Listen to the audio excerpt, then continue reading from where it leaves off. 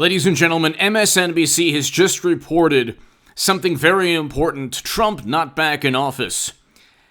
And despite predictions. So nobody predicted this. Literally, nobody, if the MyPillow CEO or if a message board or if a small, tiny number of people believe this is not news. This is what MSNBC has to report because you have inflation and crime soaring throughout the country and other problems. We have issues that you literally can't talk about. I walk on eggshells on this channel simply to dance around or in a long-winded way address topics that you just can't talk about. Nobody can talk about anything anymore because the reality, the truth, or a discussion or a debate about a whole bunch of topics is seen as an existential issue to wonderful, morally superior voters. What takes place is the Democratic Party has the House, the Senate, the presidency. You have New York's governor out, hopefully resigning within 14 days. You have his brother at CNN. You have Brian Stelter. You have the entire machine collapsing. Newsom is getting recalled. And they have nothing to talk about. The economy hasn't rebounded. You have a whole bunch of job opportunities or jobs out there, but the economy is still in the tank. People don't want to work. There's hysteria and paranoia everywhere. Nobody blames President Biden, though. And anything that's contrary to what the government says about anything, you just literally can't talk about. And so the one thing they publicize is Trump not being back into office because he was supposed to be reinstated. According to a message board that nobody listens to, that I told everyone 4 years ago, never to listen to.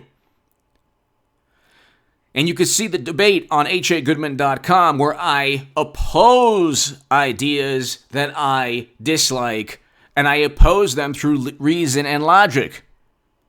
Democrats, oftentimes, what they do is they say, you can't talk about this, you're publicizing, you're platforming, you're giving, you are allowing people to hear an idea that's detrimental to them. While at the same time saying you can't talk about the idea even to oppose it. I mean, they're all over the place. Hit subscribe to this channel right now. Ladies and gentlemen, it is increasingly difficult to be a content creator. I'm doing it with your help. I have amazing viewers. To my super thanks, thank you. Ian, Roger Rabbit, a whole bunch of people I need to thank. Awake Canadian, Jean-Louis, so many wonderful people on this channel. But to my if you want to give a super thanks to this channel and support my work or this segment, you can go it's to the right of the like and the share buttons.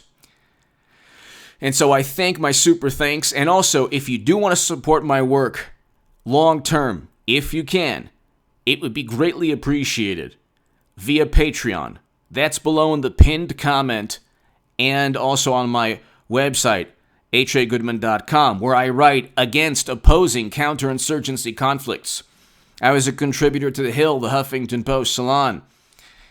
All my writing went through editors, by the way. So for people, there was this one person, or a couple of people on Twitter mentioned my name. I don't have a Twitter account, but they said, oh, look at what populism does. And then they showed a hit piece from Raw Story with me at the range, and it's like, yeah, and so what's your point? Like, my whole thing, and this was a socialist that, then retweeted, one of the pundits on a channel that is funded by venture capitalists to the tune of $20 million. But they're against capitalism. So there you go. I want Americans home from never-ending counterinsurgency conflicts, our beloved President Biden is probably going to keep them there forever. We knew what would happen 20 years ago.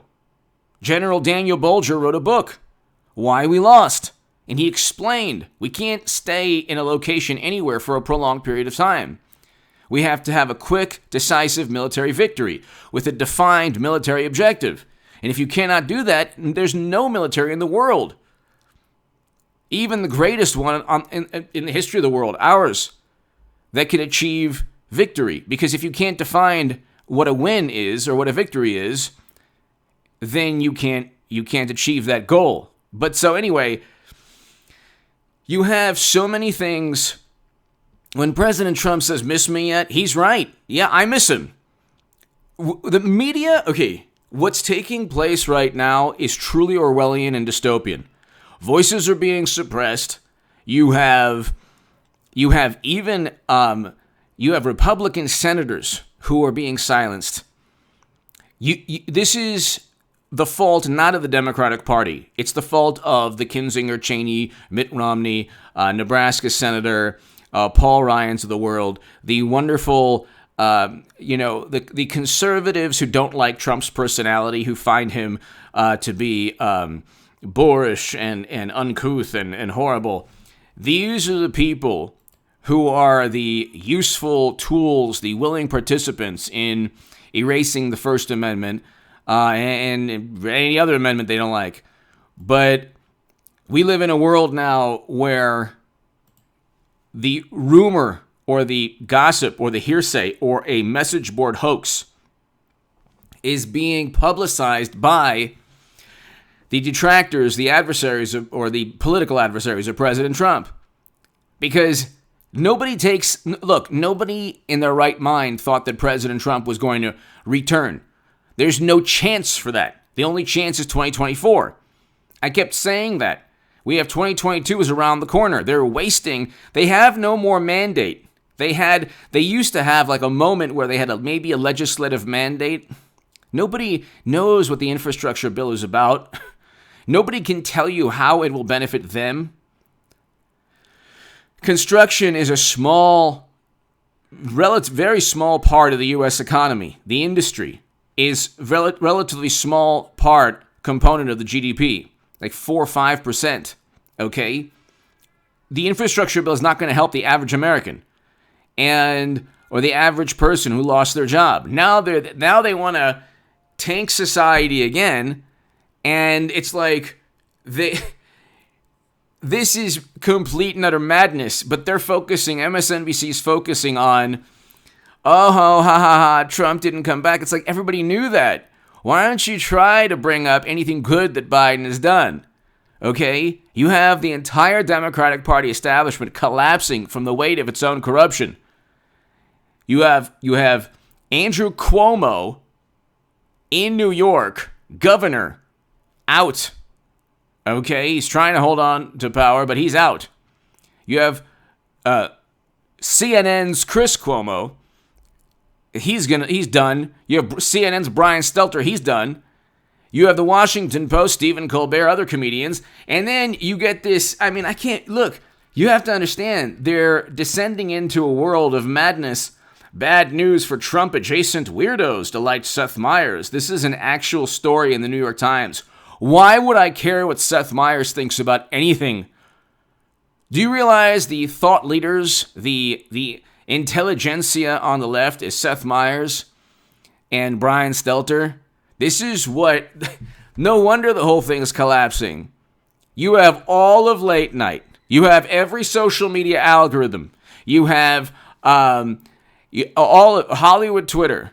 You have the music industry. You have every conceivable advantage, even Major League Baseball moving its All-Star game, and still 74 million, 75 million Americans will never vote Democrat, and still they're not effective at communicating their ideas. Because they don't have any ideas. Their ideas change, or they alter their viewpoints, or they alter their promises. Everything's revised daily. Well, we said this, but we really mean this. Then the next day, well, at least it's not this. We said this. they're not efficient at communicating their ideas because their ideas are constantly morphing into, well, we weren't right, but you have to do this. Well, you know what? That didn't work out the way we wanted to, but you have to do that. Or at least it does this. All of these things. Give me your thoughts below. Inflation, the economy, foreign policy. Are we rebounding? No. Are we better off than we were under Trump? Absolutely not. Give me your thoughts below. Hit subscribe right